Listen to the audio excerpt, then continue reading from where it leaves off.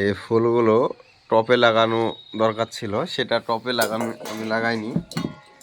কারণ হচ্ছে যে আমি ছাদের পরে এরকম করে গোটা ছাদ এরকম করে প্যারাপিটের ধার দিয়ে করেছি। এখানে আছে লঙ্কা গাছ, লঙ্কা ধরে 1 বছর লঙ্কা গাছ লাগানো হয়ে গেল।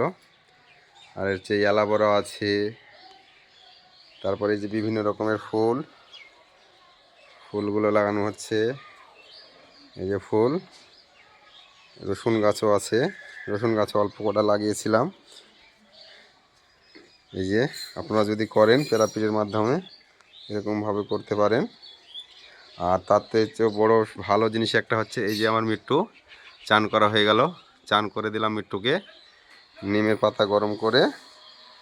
এই যে মিট্টুর গরম জল। মিট্টু কথা বলো, মিট্টু বলো, কথা বলো, কথা বলো, বলো বলো বলো। এই যে আমার মিট্টু। তার সাথে এখানে আছে প্যারাপিটের সাথে এটা লেবু গাছ আছে, মরিচ গাছ 1 বছর প্রায় হয়ে গেল।